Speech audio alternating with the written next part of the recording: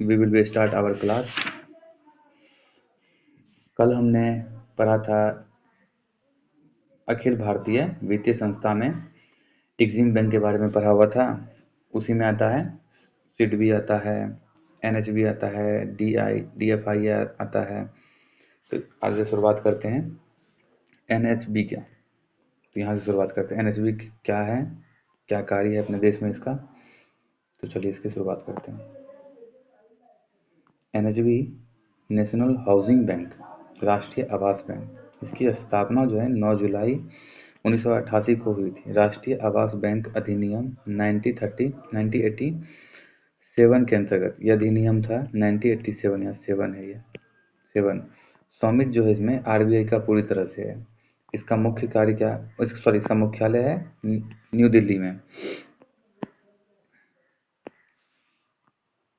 NHB के कार्य और कारोबार का सामान्य पर्यवेक्षण निर्देशक और प्रबंधक निर्देशक मंडल के अधीन है। इसका जो कार्य है, कार्य और कारोबार का सामान्य पर्यवेक्षण निर्देश, यहाँ से सामान्य पर्यवेक्षण निर्देश और प्रबंधक निर्देश मंडल के अधीन आता है। इसका उद्देश्य क्या है एनएचबी का जनसंख्या के सभी वर्गों के लिए एक सुदृढ़ स्वस्थ व्यवस्था और संपूर्ण वित्तीय प्रणाली से आवास वित्त प्रणाली का समेकन, प्रणाली का आवास का वित्त प्रणाली और वित्त प्रणाली का समेकन करना। आवास के लिए आवास ऋण को अधिक किफ़ायती बनाना इसका एनएचबी का काम है। अधिनियम से प्राप्त विनियामक एवं पर्यवेक्षी प्राधिकार के तौर पर आवास वित्त कंपनियों के क्रियाकलाप का विनियमन, जैसे उद्योग कच्चे माल। इसमें क्या लिखा हुआ है, अधिनियम से प्राप्त विनियामक एवं पर्यवेक्षण प्राधिकरण के तौर पर आवास वित्त कंपनी के क्रियाकलाप का विनियामक, जैसे बाजार उद्योग कच्चे माल। सिडबी ये जो हम एनएचबी सब जो पढ़ रहे हैं, इसमें नॉर्मली इसलिए पढ़ा रहे हैं बस आप जान लीजिए कि अखिल भारतीय आता है। इसका एक स्पेशल क्लास लेंगे हर, जैसे एनएचबी का स्पेशल एक वीडियो बनाएंगे जो आधे घंटे का होगा। सिडबी का भी एक पर्सनल वीडियो बनाएंगे ताकि इसके पूरे डिटेल से बात करेंगे, क्योंकि अभी हम क्लास को कंटिन्यू चलाना चाह रहे हैं तो इसके बारे में ज़्यादा डिटेल्स नहीं जानना चाहते हैं और नहीं बताना चाह रहे हैं फिलहाल। इसका एक स्पेशल एक वीडियो बनाएंगे जिसमें सिर्फ सिडबी का होगा, वो क्लास ही सिडबी का होगा, वो क्लास ही एनएचबी का होगा, ठीक ना। इसलिए बस नॉर्मली जान लीजिए कि ये अखिल भारतीय वित्तीय संस्था के अंतर्गत जो ये आता है ना, विकास बैंक के अंदर, ये जो देश में डेवलपमेंट का जो भी कार्य होता है, जैसे सिडबी बैंक हुआ, एनएचबी हुआ, डेवलपमेंट के लिए काम आता है। जैसे सिडबी का क्या है full form, small industrial development bank of India. यहाँ भी डेवलपमेंट है, तो डेवलपमेंट इंडस्ट्रियल मतलब औद्योगिक में, जैसे भारतीय लघु उद्योग विकास बैंक, तो मतलब छोटे छोटे उद्योग के डेवलपमेंट के लिए ये लोन देती है। सिडबी की स्थापना जो 2 अप्रैल 1990 संसद में इसकी शुरुआत हुई थी, मतलब इसकी शुरुआत की गई थी 1990 में, संसद में इसके बारे में चर्चा हुआ था। इसका मुख्यालय जो है लखनऊ में है। सिडबी के स्थापना के बाद लघु उद्योग क्षेत्रों के लिए जो काम आईडीबीआई करता था, वह अब इसे हस्तांतरित कर दिया गया है। आईडीबीआई बैंक जो था ना, ये भी पहले आईडीबी नहीं है, हाँ आईडीबीआई जो है ये पहले छोटे उद्योग में ऋण दिया करता था। अब जो इसको हस्तांतरित करके सिडबी में डाल दिया गया है, सिडबी में कर दिया गया इसको। सिडबी के द्वारा ऑप्टिमाइज पत्रिका प्रकाशित की जाती है। सरकार ने सिडबी के अपेक्षाकृत छोटे वित्तीय संस्थाओं को इक्विटी उपलब्धता कराने हेतु Indian micro financial equity fund के नाम से सिडबी में वर्ष 2011-12 में 100 करोड़ सृजन करने की घोषणा की है। 100 करोड़ सृजन मतलब कि जो है ना 2011-12 के बजट में जो था 100 करोड़ सिडबी में डाला गया, और जो डाला गया उसको क्या कहते हैं, अब छोटी वित्तीय संस्था की इक्विटी उपलब्ध कराने के लिए, छोटी वित्तीय संस्था की इक्विटी उपलब्ध कराने सरकार जो है अपने राजकोषीय से, राजस्व खर्च से जो है 100 करोड़ रुपये का अपने मतलब बजट में 2011-12 के बजट में ये डाला गया था। ठीक, इसका कार्य क्या है सिडबी का? सिडबी का कार्य क्या है? विनिर्माण उत्पादों में सब्सिडी का योगदान लगभग 45%, मूल्य के हिसाब से निर्यात में 40% तथा राष्ट्रीय सकल घरेलू उत्पाद में लगभग 37% है। विनिर्माण के उद्योग में सिडबी का योगदान 45% है, मतलब कि द्वितीय क्षेत्रक में 45% है सिडबी का योगदान। वहीं निर्यात के क्षेत्र में, मतलब पहले तो बता दें सिडबी किस में काम आता है? छोटे उद्योग में ही होता है विनिर्माण, जो द्वितीय सेक्टर का भाग होता है। इसमें जो है 45% जो योगदान है वो सिडबी का है। वहीं निर्यात जो करता है जो भी उद्योग, तो उद्योग ही निर्यात करता है ना, तो जो उद्योग निर्यात करता है उसमें सिडबी का योगदान है 40%। और जो घरेलू मतलब जीडीपी में सिडबी का योगदान है 37.5%। ठीक ना। अब देखिए एमएसएमई के क्षेत्र में विकास हेतु सिडबी क्रेडिट प्लस दृष्टिकोण अपनाता है। इसके तहत जो है सिडबी ऋण के अतिरिक्त संबंधित कौशल विकास, तकनीक विकास तथा प्रवेद क्रिया आदि क्षेत्र में भी सहायता उपलब्ध कराता है।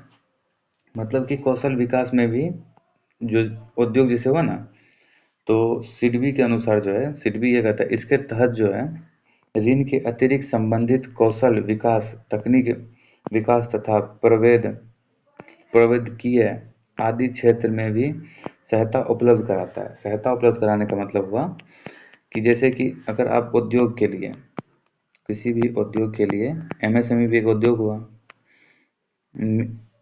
मिनिमम स्मॉल ऐसे कुछ नाम है, एमएसएमई जो होता है ये भी उद्योग हुआ।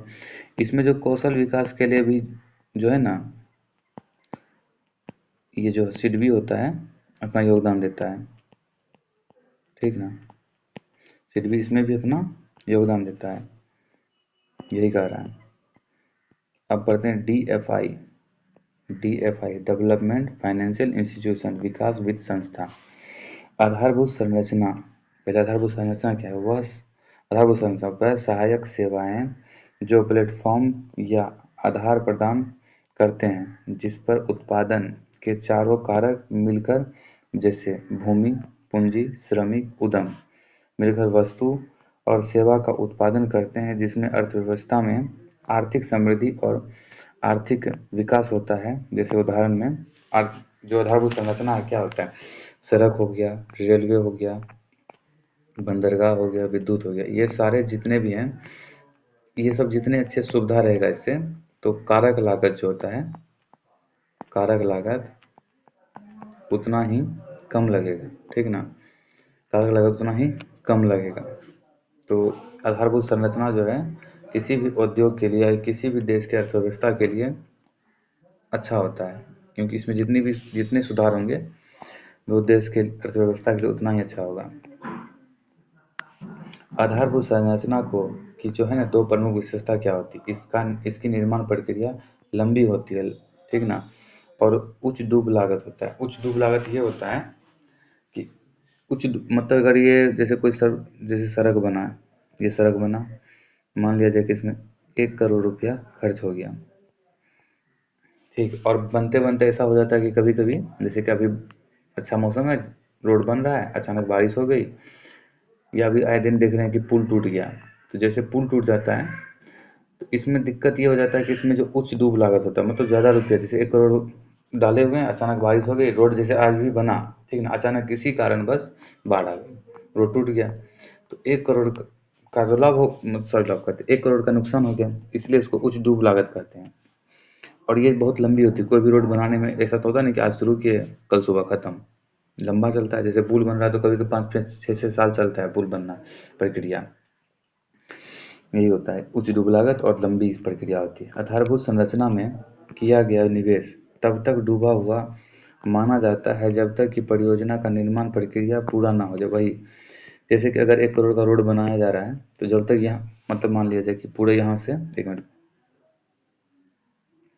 जिसमें कहना ये चाहिए जैसे पूरे यहाँ से यहाँ तक बनाना है, ठीक ना, तो यहाँ तक बन गया है तो इसको तब तक इसमें जो रुपया लगा सब समझिए, क्योंकि सरकार जब तब तक रुपया नहीं देगी जब तक कि यहाँ से यहाँ तक पूरा बन नहीं जाएगा।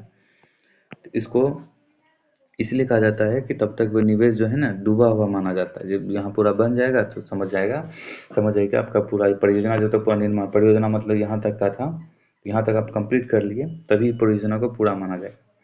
उपयुक्त विशेषता के कारण बैंक जो है एएलएम की चुनौती के कारण आधारभूत संरचना क्षेत्र में दीर्घकालिक उधार नहीं दे पाता है। दीर्घकालिक उधार नहीं दे पाता। एएलएम के बारे में पढ़ते हैं क्या होता है। एएलएम एसेट लायबिलिटी मिसमैच, परिसंपत्ति देयता असंतुलन। बैंक के लिए जमा जो होती है उसकी देयता होती है। मतलब कि एक बैंक है, मतलब यहाँ एक बैंक है, पहले पूरा पढ़ लेंगे फिर यहाँ बैंक बना देते हैं।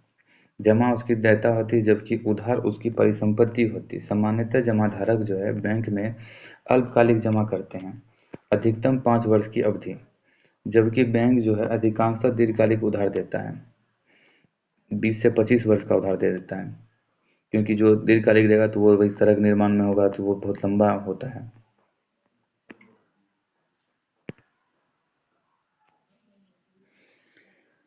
इसे ही बैंक की एएलएम की समस्या कहते हैं। आप देखिए यहाँ पे बैंक हुआ, बैंक में जमा हुआ, बैंक में जमा हुआ और बैंक उधार दिया। एक मिनट रुकिए, इसको अच्छा बनाते हैं। ये बहुत आदमी को समझ ये आ रहा होगा, बहुत आदमी को नहीं भी आता है तो उसके लिए बना रहे हैं। क्योंकि मेरे कुछ दोस्त लोग देखते हैं तो वो बताते हैं कि यहाँ समझ नहीं आया, फिर हमको बताना पड़ता है उसको कॉल पे। यहाँ बैंक हुआ, यहाँ पे जमा होता है, यहाँ उधार हुआ।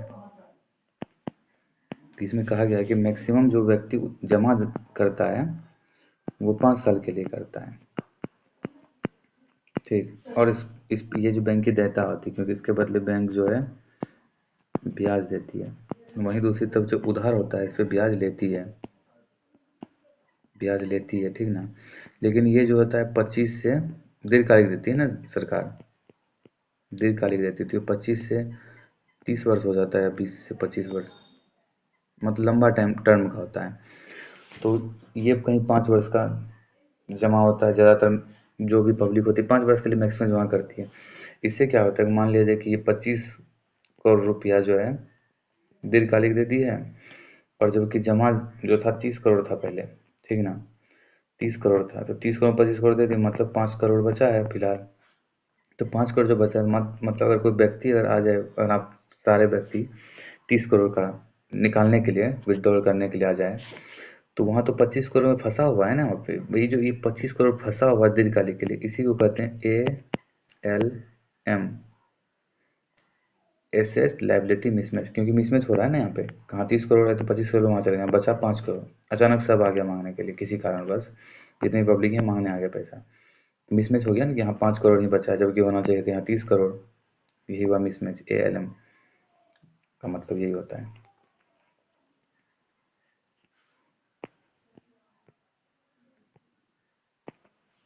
इससे आधारभूत संरचना में पर्याप्त धन का अभाव हुआ।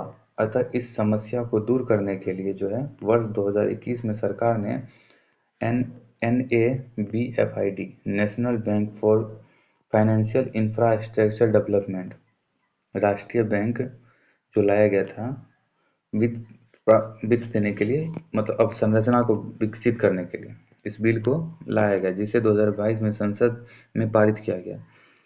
NABFID एक्ट लाया गया 2021। इसके अंतर्गत जो है 2022 में DFI की स्थापना की गई। DFI की स्थापना की गई मतलब पर्सनली ये DFI के जो है अवसंरचना, मतलब आधारभूत, जैसे सड़क के लिए, पुल के लिए सब ये लाया गया।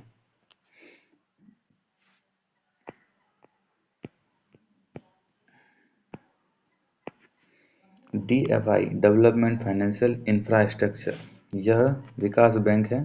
पांचवा पांचवा स्थापना जो है ये विकास बैंक और पांचवा 2022 अधिनियम NABFID एक्ट 2021। मुख्यालय इसका है मुंबई में। अध्यक्ष कौन थे इसका पहली बार? KV, फिलहाल पहली बार क्या भी भैया, KV कामत। इसका प्रबंधक MD प्रबंधक जो है MD मतलब निर्देशक ये कौन है? राज किरण राय। मतलब DFI डेवलपमेंट फाइनेंसिंग इंस्टीट्यूशन। इसमें कहाँ लोन दिया जाता है? ये NABFID, ठीक ना। NABFID का फुल फॉर्म क्या है? National bank for financial infrastructure development में जो पैसा दिया वित्त का प्रबंधन कराता है DFI कराता है। इसमें इसका जो MD है राज किरण राय है और इसका जो है मुख्यालय है मुंबई में है और इसका अध्यक्ष जो है KV कामत है।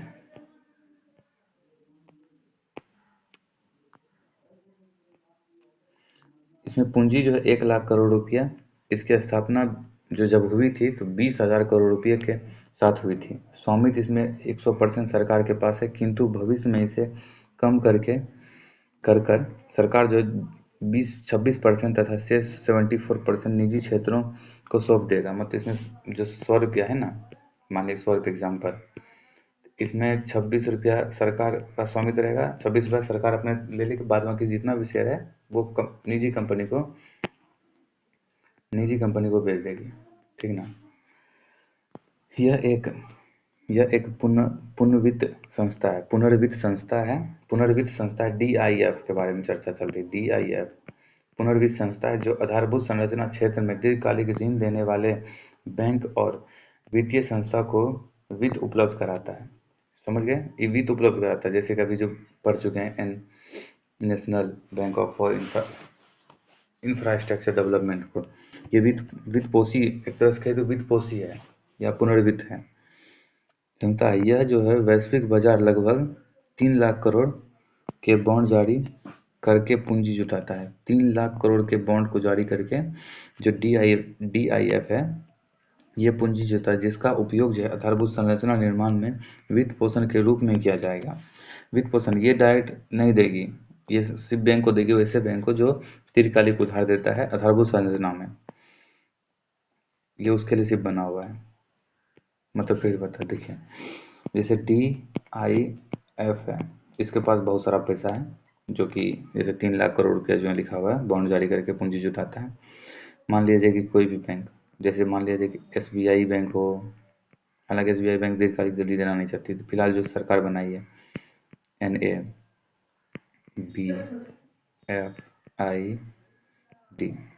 National bank for financial infrastructure development के लिए जो बैंक बनता है, ये जो है वित्त पोषी देगी, इसको देगी पैसा दीर्घकालिक उधार के लिए। और ये याद रखना कि DIF जो तभी देगी दीर्घकालिक उधार जब कोई बैंक जो है ना कोई आधारभूत संरचना के लिए लोन दे रही है, आधारभूत संरचना के लिए ऋण उपलब्ध कराएगी, तब उसके लिए सिर्फ है DIF।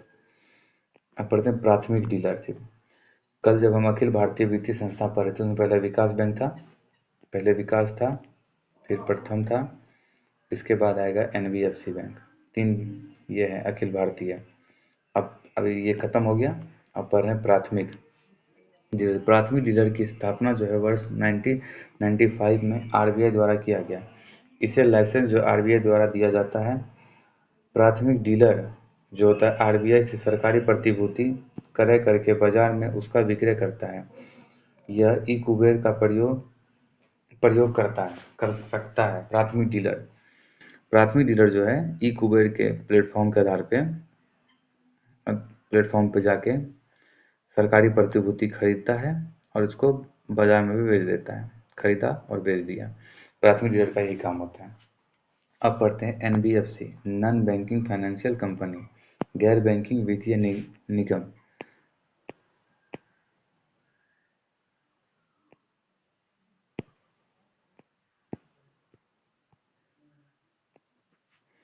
प्रतिछाया banking, shadow banking. NBFC जो है कंपनी अधिनियम 1956 या 2013 के अंतर्गत पंजीकृत होते हैं। यह बैंक की तरह कार्य करते हैं, किंतु यह बैंक नहीं होते हैं। इन्हें प्रतिछाया बैंक कहा जाता है। बैंक और एनबीएफसी में अंतर क्या माना जाता है बैंक और एनबीएफसी में? सभी बैंक जो है बैंकिंग विनियमन अधिनियम 1949 से विनियमित होते हैं, जबकि सभी एनबीएफसी कंपनी जो होती है अधिनियम कंपनी अधिनियम से पंजीकृत होते हैं। कंपनी अधिनियम से भी देखिए, बैंक जो होता है इस अधिनियम विनियमन अधिनियम 1949 के अंतर्गत आता है, ठीक ना। लेकिन एनबीएफसी कंपनी जो होता है ये कंपनी अधिनियम से पंजीकृत होता है। सभी बैंक जो है मांग और सावधि दोनों जमा स्वीकार कर सकते हैं, किंतु एनबीएफसी केवल सावधि जमा स्वीकार करता है, मांग जमा नहीं। मतलब एनबीएफसी जो है ना, आप एनबीएफसी और बैंक में देखिए क्या होता है। बैंक में जैसे आप गए, आपके अकाउंट में 500 रुपया है, आप एटीएम गए, वहाँ पे गए एटीएम में 100 रुपया निकाल लिए। ये बैंक कर सकती है। एनबीएफसी में क्या होता है, आप सावधि जमा कर सकते हैं, जैसे कि 500 रुपया जमा किया 5 वर्ष के लिए, 5 साल के लिए, इसको 5 साल के बाद ही निकाल सकते हैं, ठीक ना। 5 साल के बाद आप विड्रॉ कर पाएंगे।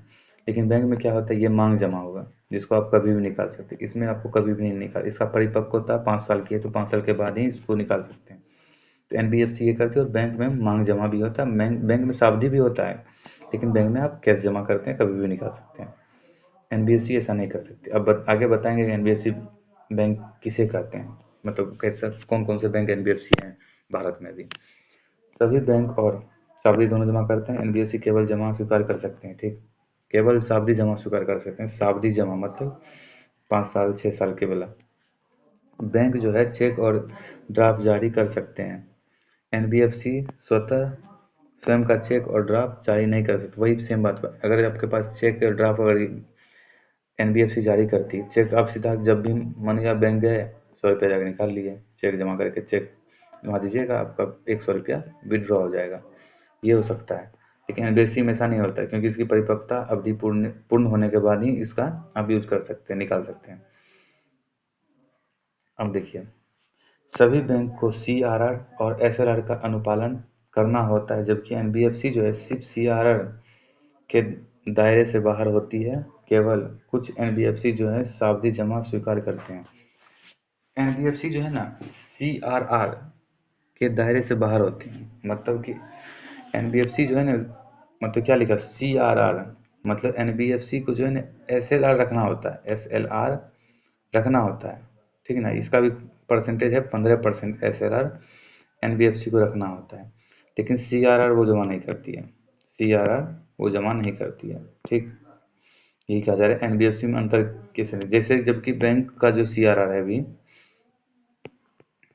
बैंक का कितना है 18%, और ये एनबीएफसी का सीआरआर देखिए, एनबीएफसी का जो सीआरआर है 15% है, क्योंकि अगर ज़्यादा होगा तो साख सीजन क्षमता ज़्यादा नहीं कर पाएगी, क्योंकि ये उधार देती है, ये भी उधार देती है, ठीक ना। इसलिए देखते होंगे जो बाद में बताएंगे क्या देखते होंगे, उसे 15% एसएलआर रखना होता है, 15%। याद रखिए क्या रखना होता है, बताएंगे आपको। बैंक जो है बैंक पेमेंट बैंक जो है पेमेंट सेटलमेंट है, सेटलमेंट एक्ट 2007 के अंतर्गत आती है, जबकि एनबीएफसी जो इस अधिनियम के अंतर्गत नहीं आती है। बैंक सेटलमेंट, अगर आपको बैंक सेटलमेंट के बारे में स्पेशल पढ़ना होगा तो कभी फिर बताएंगे। बैंक द्वारा स्थापित एटीएम को ब्राउन लेवल एटीएम, बैंक द्वारा जो स्थापित होता है ना एटीएम, उसको ब्राउन लेवल एटीएम कहा जाता है, ब्राउन लेवल एटीएम कहा जाता है। जबकि एनबीएफसी द्वारा स्थापित एटीएम को वाइट लेवल एटीएम कहा जाता है। एनबीएफसी द्वारा जो एटीएम होता है उसको वाइट लेवल एटीएम कहा जाता है। अच्छा, देखते हैं वाइट लेवल एटीएम क्या होता है। एक मिनट चाहिए।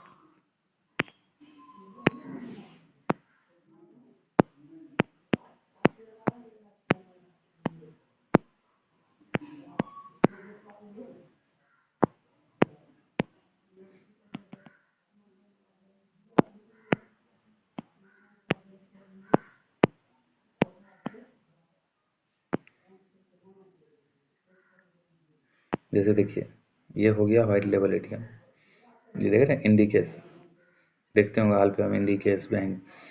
देखिए बैंक होता है, बैंक का ब्राउन लेवल, वाइट लेवल। और देखिए कोई कोई सा फोटो, कौन कौन सा बैंक आता है इसमें। इंडिकेस जो होता है वाइट लेवल होता है। जैसे एसबीआई का बैंक होगा तो वो ब्राउन लेवल होगा, लेकिन व्हाइट लेवल के बारे में हम बहुत कम जानते थे, आज देख रहे हैं। वो देखिए हार्ट लेवल में क्या है, टाटा का बैंक है, मैस्ट्रो कार्ड है, ऐसा होता है। मतलब पर्सनली किसी बैंक का अगर है तो वो व्हाइट लेवल नहीं होगा।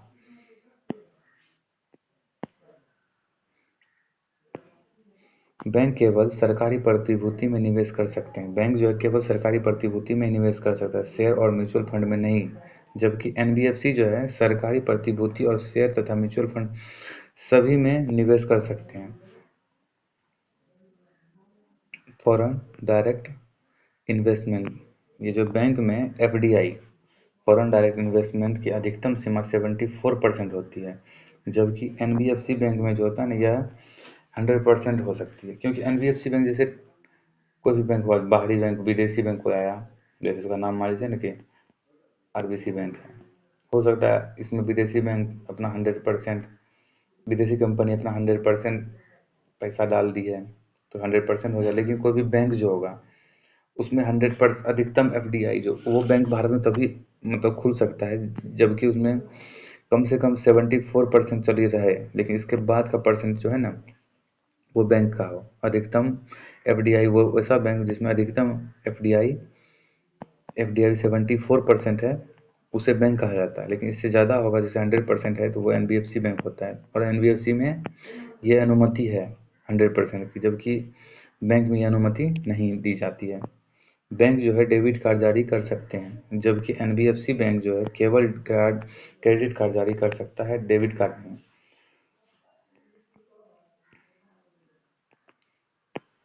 एनबीएफसी वह कंपनी होती है जो भारत में स्थित हो, कंपनी अधिनियम 1956 और 2013 में पंजीकृत हो, इस दोनों अधिनियम में किसी एक में पंजीकृत हो, जिसका जो नेट ऑनर्ड कैपिटल जो है कम से कम 2 करोड़ रुपया हो।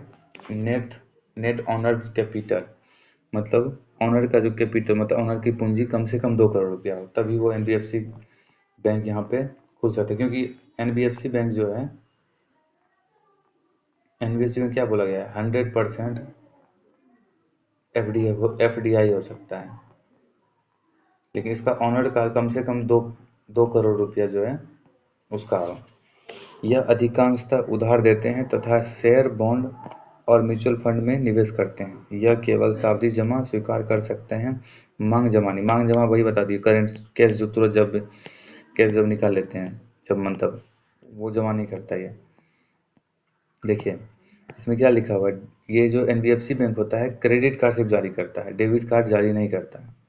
देखिए आप जानते होंगे जैसे यहाँ पे बहुत सारे पॉपुलर एनबीएफसी बैंक जो है इंडिया के कौन कौन से हैं अभी।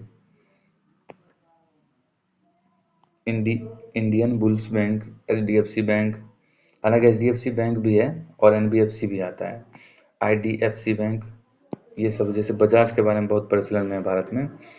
इसका देखते हैं क्रेडिट कार्ड सबके पास होगा, क्रेडिट कार्ड, डेबिट कार्ड किसी के पास है ही नहीं, क्योंकि ये एनबीएफसी बैंक है और ये सिर्फ क्रेडिट कार्ड जमा करता है।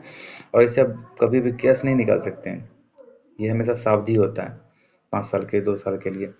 इसमें जैसे कि ये लोन देती है, जैसे कोई फ़ोन आजकल देखते हैं जीरो ब्याज पे दिया जाता है। एक तो जीरो ब्याज पे इसलिए देने का इतना रिस्क क्यों उठा लेती है, पहली बात तो इसका जो रियल बैंक जो होता है जिसका 18% एसएलआर जमा होता है, ठीक ना, 18% एस एल अरे यार 18% एसएलआर जमा होता है, ठीक, रियल बैंक का 18% एसएलआर और 4% अभी 4.5% है सीआरआर।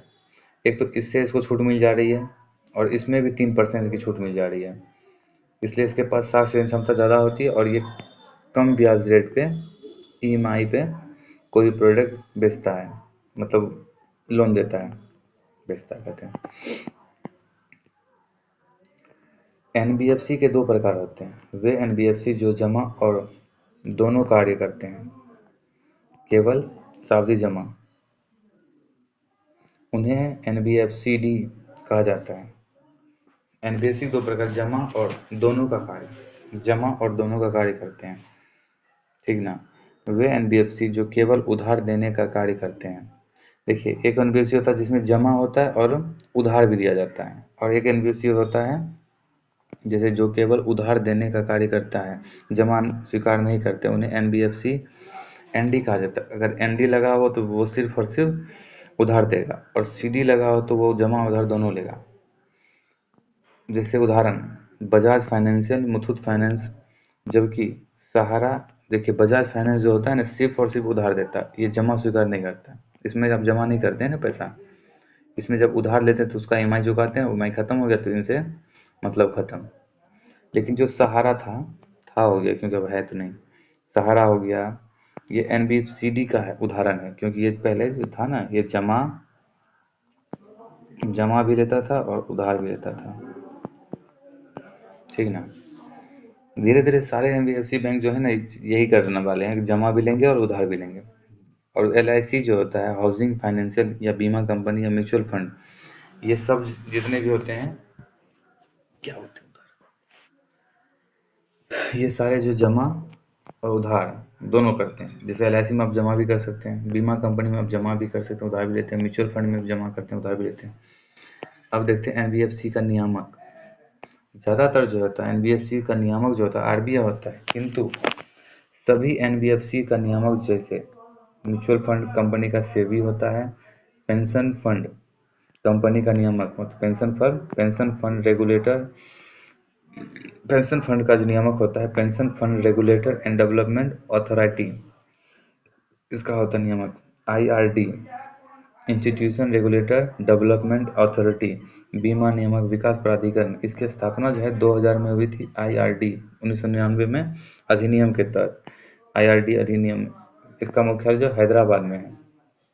किसका, inter institution sorry insurance regulator development authority.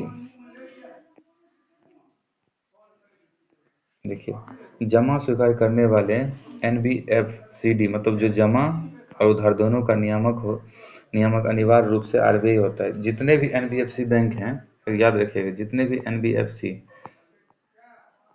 जिसमें डी लगा हुआ हो लास्ट में, तो ये जितने भी होते हैं इसमें आरबीआई इसका नियामक प्रत्यक्ष तौर पे होगा, और ज़रूर है कि वही होगा, क्योंकि जितने भी बैंक जमा करते हैं वो सारे आएंगे एनबीएफसी, वो आरबीआई के नियामक आरबीआई के अंतर्गत आएंगे। एनबीएफसी जो है उपभोक्ता टिकाऊ वस्तु पर उधार देते हैं, जिसे व्हाइट गोल्ड्स कहा जाता है, जैसे एसी, टीवी, ईटीसी पे। जैसे बजाज फाइनेंस जो देता है एसी पे, मोबाइल पे, इसमें मोबाइल भी दे सकते हैं, ईटीसी लिख दिया तो मोबाइल भी आता है, इसमें बहुत सारी चीज़ें होती हैं, टैब लैपटॉप सब आते हैं। अब पढ़ते हैं लीड बैंक योजना, अग्रिम बैंक योजना। लीड बैंक योजना का संचालन जो है आरबीआई द्वारा नारीमन समिति के सिफारिश पर 1969 में किया गया। ये सारे एनबीएफसी से अभी पढ़ रहे हैं। इस योजना का उद्देश्य जो है जिलों की अर्थव्यवस्था में सुधार करना था, और था मतलब नहीं है, जिले में वित्तीय समावेशन को बढ़ावा देना। इसके अंतर्गत प्रत्येक जिले के लिए एक बैंक को लीड बैंक घोषित कर दिया जाता था। देखते हैं लीड बैंक क्या होता है, बताते हैं आपको। घोषित कर दिया जाता है, लीड बैंक घोषित किया जाता है, वह जिले में बैंकिंग गतिविधियां बढ़ाने में योगदान देता है, जिससे वित्तीय समावेशन को बढ़ावा मिलता है। वित्तीय समावेशन मतलब जितना ज़्यादा अकाउंट खुल सके पब्लिक का, और मतलब हर जगह पहुंच सके, मतलब छोटे छोटे गांव में जहाँ पे बिजली ना हो चला वहाँ भी पहुंच सके, ऐसा उसे कहते हैं वित्तीय समावेशन। मतलब हर एक कोने कोने में आदमी के पास खाता हो, क्योंकि सरकार को जब पैसा भेजना हो तो डायरेक्ट वो भेज सके, कोई मध्यस्थता ना हो। इसलिए लीड बैंक योजना के अंतर्गत ही 1989 में सेवा क्षेत्र में उपागम कार्यक्रम को शुरू किया जाता है, जो ग्रामीण तथा अर्ध शहरी क्षेत्रों में उत्पादक ऋणों में वृद्धि करता है। यह बैंक ऋण एवं उत्पादन और उत्पादकता के मध्य संबंध स्थापित करता है। क्या लिखा हुआ है, यह जो बैंक है उत्पादक और उत्पादकता के मध्य जो है संबंधित उत्पादन और उत्पादकता के मध्य संबंध स्थापित करता है। अब कोर बैंकिंग समाधान, कोर बैंकिंग समाधान क्या होता है? देखिए, लीड बैंक का मतलब क्या हुआ कि जैसे कि आप, एक मिनट बताते हैं। लीड बैंक हुआ जैसे ये डिस्ट्रिक्ट है पूरा आपका, यूनियन बैंक है, एनबीएफसी बैंक है, एसबीआई बैंक है, बहुत सारे बैंक है, ठीक है ना। ये एसबीआई बैंक मान लिया जाए, तो इसको लीड बैंक मान लिया जाएगा। ये यहाँ के सभी बैंकों को मतलब क्या कहते हैं, कुछ रूल नियम बताएंगे, सुझाव देंगे ये सारे बैंकों की, आप ऐसे कीजिए, आप अपना शाखा के वहाँ खोल लीजिए।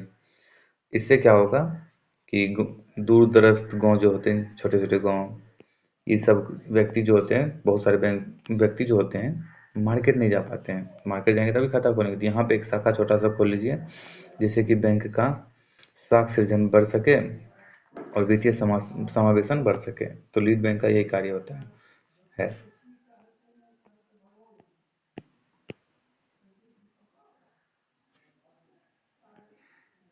अब पढ़ते हैं कोर समाधान। कोर का मतलब centralization online real time exchange.